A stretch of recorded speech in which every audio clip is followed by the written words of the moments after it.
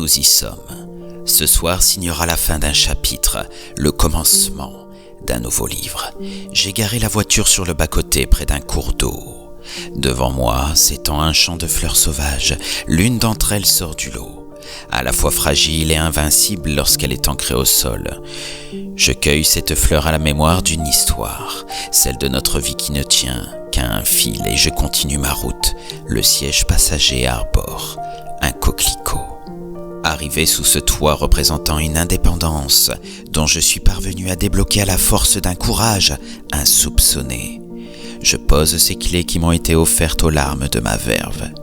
Oui, je le vois, ce fauteuil cuir craquelé par tant d'émotions, par tant de vivacité. Je m'y installe délicatement, avec tout le respect que je lui dois. J'en caresse les accoudoirs avec conscience. Il est le pilier de mon âme. Je me blottis contre son dossier et effleure ce clavier de mes doigts. Au cœur d'un périple, dans le labyrinthe de mon esprit, je vous ai raconté par une voix parfois hypnotique le trouble de mon identité multiple. Dans l'acceptation de ce que je suis, au fil des années, mon imagination a écrit le rituel. C'est dans la magie que j'ai fusionné la somme des mémoires de mon être. Depuis des cycles et des cycles, je voyage à travers les mémoires des Golden Rings. L'homme, l'auteur, le scribe, le faune et l'homme en noir. Âgé de plusieurs millénaires, je me nomme Etlek et je suis le 1 par la somme de mes mémoires. C'est alors que mon regard se pose sur le sablier posé sur cette table. Il ne me faut jamais longtemps avant d'avoir l'esprit qui divague. Je plonge mon regard sur le sable qui s'écoule doucement et je respire profondément. Marchant dans ce désert avec moi-même, je laisse couler les larmes de ma peine. Les mains dans les poches, à chaque pas sous mes pieds, le sable se dérobe. Mais je continue de grimper vers le sommet de ma destinée. Parfois je m'arrête pour crier, parfois je m'arrête pour pleurer, et j'entends ce violoncelle à l'intérieur de ma tête lorsque dans le ciel je te vois briller. Tant de lignes écrites, de mots envoyés vers toi pour que tu comprennes simplement où me trouver lorsque je serai prêt à passer de l'autre côté du sablier. Somme de mes mémoires, toutes mes vies se rassemblent ici. Mes mémoires ont été réveillées à l'âge de mes 6 ans dans ce cycle par les hécatées, celles que l'on nomme les 3 moires. Et cet auteur qui me sonde du regard de l'autre côté de la paroi vitrée du sablier, qui tente de percer son propre mystère à travers mon âme, sans son sacrifice de demeurer seul dans son silence pour pouvoir m'écrire. Aurais-je cet espoir moi-même de retrouver ma déesse sous l'arbre? Tout compte fait, il l'a écrit. Je suis le faune maudit, le djinn du sablier. Celui dont les pouvoirs ne se résument qu'à vivre l'intensité de ton souvenir, lorsque ma main tendue vers le ciel implore de ne surtout pas effacer ton sourire. Vous savez que je ne suis pas d'ici. Ce désert est le commencement de toutes ces vies, ce que de rares élus connaissent sous le nom de chambre de l'Amanti. Ce sablier dans lequel je suis enfermé est posé là sur le bureau du scribe, et par son vœu, je serai bientôt prêt à sortir. Oh, comme vous aussi, je le connais par cœur, cet auteur. Je connais ses larmes, ses chagrins. Lorsqu'il était enfant, il me sortait de sa tête pour que j'affronte à ses côtés tous nos tourments. Mais aujourd'hui, tout comme dans ce sablier, je suis en lui fusionné, et ma quête de retrouver ma Dulcinée des temps passés est devenue la sienne. Cette quête en est devenue notre destinée. Je me souviens du cycle où tout a commencé, comme un voyage dans le temps, une malédiction tournant en boucle dans tous les espaces-temps. Cet auteur a fini par comprendre qu'il est la clé où notre malédiction commence. Oh oui, il m'a toujours promis qu'il me libérerait une fois qu'il aurait compris les fondements même de son chagrin. Et il va le faire pour donner naissance à l'assassin, le voyageur du temps que l'on appelle ensemble l'homme en noir. Ah, cet homme vêtu de noir, portant un chapeau haut de forme et une canne à la main. Si moi, le faune maudit, je suis dans sa tête enfermé ici, Dans le trouble de l'identité multiple, l'homme en noir, notre assassin, lui aussi, n'est pas très loin. En cette nuit, tu as les écouteurs aux oreilles et tu comprends qu'avec le scribe, c'est Hyde et le docteur Jekyll. Je vois ses doigts qui dansent sur le clavier. Je le vois souvent pleurer de devoir rester chez lui, à écrire pour retenir l'homme en noir et l'empêcher tout simplement de voyager dans le temps et de tuer sa femme. En cette nuit, j'arrive au bout du sablier du temps et je frappe sur sa paroi vitrée pour tenter de parler à la somme de nos mémoires. Ettlek, c'est pour ce soir. Par tes mots, libère nos pouvoirs et allons sauver ma femme. Toi qui écoutes cet audible, je dois te prévenir, si l'homme en noir domine l'esprit du scribe, il actionnera le cliquetis magique de la montre à gousset à ma place, remontera le temps dans son esprit pour assassiner ma première femme, pour le condamner ensuite et dans chaque cycle de nos vies à écrire dans la servitude de son chagrin à la gloire de l'homme en noir. Minuit pile.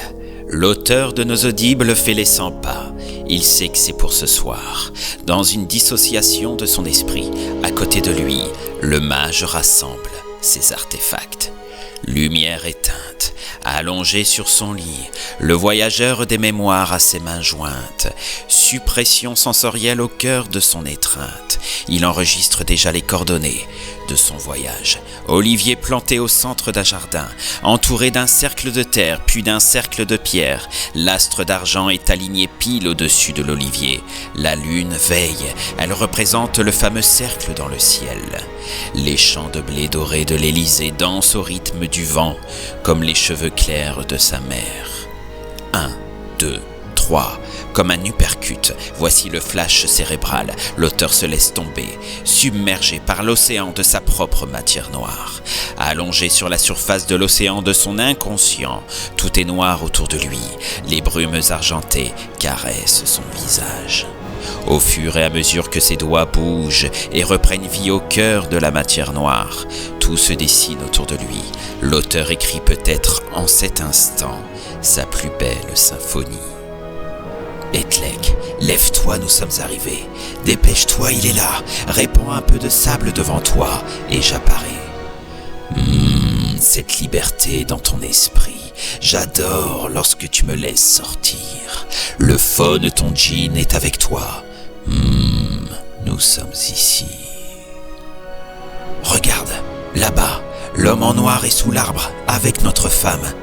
Non, sa lame est déjà plantée dans son cœur, sonnant ainsi le commencement de notre infini chagrin dans les méandres des cycles de l'astral. Ettlek, on arrive trop tard. Tombant à genoux au milieu de ce cauchemar, sur sa couche, le scribe tressaille. Martelant les touches de son clavier, l'auteur pleure ses éternelles larmes. C'est alors qu'Ettlek se souvient que son rêve lui appartient. Il sort doucement la montre à gousset de sa poche et, comme un rituel de magie, remonte le temps dans le sens inverse des aiguilles de son esprit. Le faune sait que le mage Ettlek ne pourra utiliser ce pouvoir qu'une seule fois et qu'il n'aura pas assez d'énergie pour changer l'histoire dans ce cycle de vie une deuxième fois. Mais étrangement, le faune reste silencieux en regardant sa femme reprendre vie avec espoir au fur et à mesure que la lame du couteau sort de son poitrail. Soudain, le temps reprend sa place alors que le mage plaque l'homme en noir sur le sol juste avant qu'il ne donne le coup de grâce. Ettlek, reste en dehors de ma création. J'ai le droit de vivre moi aussi, car si elle ne meurt pas, tu ne m'écriras pas. Il faut respecter la trame de notre destin. Elle est à moi.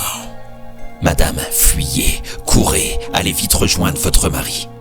Au mot du mage, comme connectée à la réalité cérébrale de son esprit, la jeune femme tient son ventre avec tendresse et se met à courir le plus vite possible lorsque l'homme en noir jette sa lame dans sa direction. La lame est lancée, le sort en est une nouvelle fois jeté. La montre à gousset ne peut être utilisée qu'une fois dans chaque cycle de vie. La scène est en suspens, la lame atteint sa cible.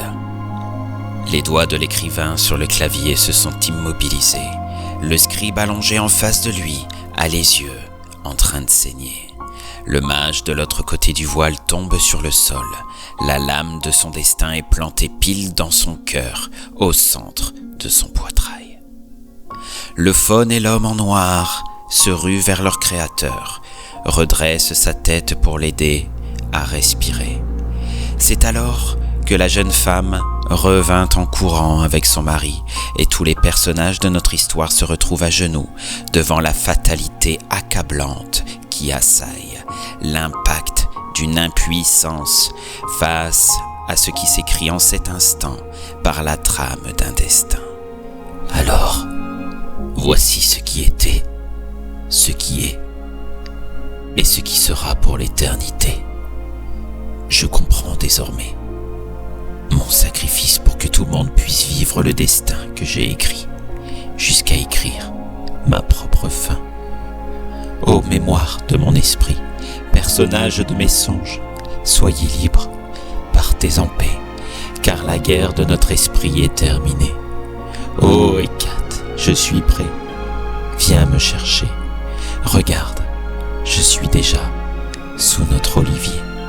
Aux mots incantés par le mage Etlek, le ciel se déchire par le cri de la banshee. Le faune des rêves s'écarte à la venue de la déesse.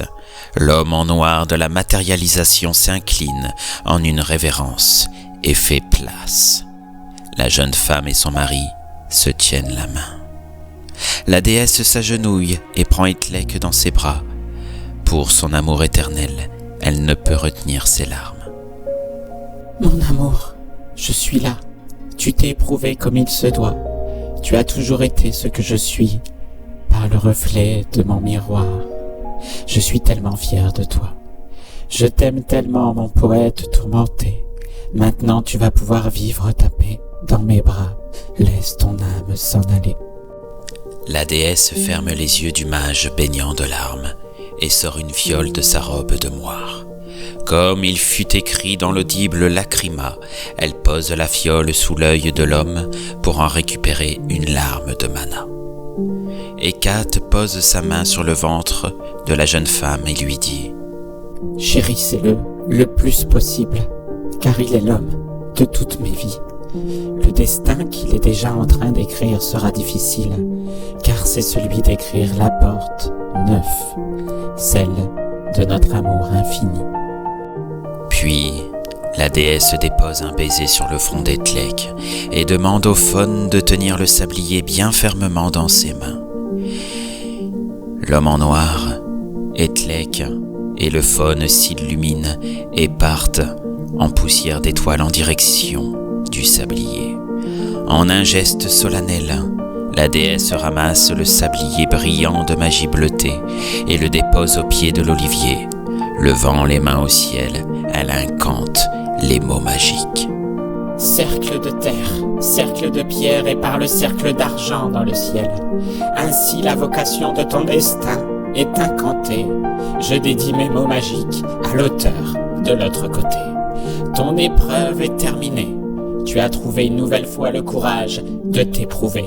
Je sais que tu es effrayé, mais c'est grâce à cette peur que je t'aime pour l'éternité. Prépare-toi, je viens te chercher. Aux mots prononcés par Hécate elle-même, durant un bref instant, l'auteur magique s'arrête d'écrire, sauvegarde son récit et éteint les feux de son clavier. Sur cette nouvelle nuit, où il est prêt pour son ultime voyage vers l'Amanti, il regarde sa montre à gousset. Dans son esprit entre deux eaux, il est toujours minuit. Le voyageur du temps dépose le sablier à la lumière bleutée de la somme de ce qu'il est à ses côtés. Peut-être pour éclairer son rêve et le guider s'il se perd au cœur des brumes argentées. C'est alors qu'il le vit, cet olivier. Une porte de lumière s'ouvre sur un nouveau cycle où il dansera pour l'éternité avec sa femme, écrivant tous deux la trame de leur amour infini à travers le temps et l'espace. Oui, la source de toutes les déesses est présente et lui tend la main avec le sourire. Oui, Le faune joue de la flûte et s'incline devant son créateur et lui murmure le plus beau de ses merci. L'homme en noir ferme les yeux de paix devant celui qui a éprouvé ses propres ténèbres durant toutes ces années. Dans son orgueil et sa fierté, il se met à genoux devant la gloire d'une plume qu'il prie de ne jamais faillir pour l'éternité. Une dryade portant une rose rouge à la main sort d'une fleur de l'olivier et verse une larme sur ce spectacle. Plusieurs nymphes dansent autour de l'arbre par la mélodie d'un faune exalté. Il y en a même une qui joue avec sa barbe. Les 12 muses de l'art, portant une somptueuse robe blanche et des bracelets dorés, apparaissent aux côtés de l'écrivain. En une ronde, elles apposent leurs mains sur son crâne, comme les 12 chevaliers. Nous y sommes, une éternité où les mots n'ont plus besoin d'être incantés. Une paix infinie où plus aucune peur ne fait partie de son esprit. Notre auteur est enfin prêt à faire passer son âme pour entamer un nouveau cycle. Cette nuit-là, elle était bienvenue à minuit pile pour venir le chercher. Elle le vit allongé sur son lit, tellement beau et apaisé.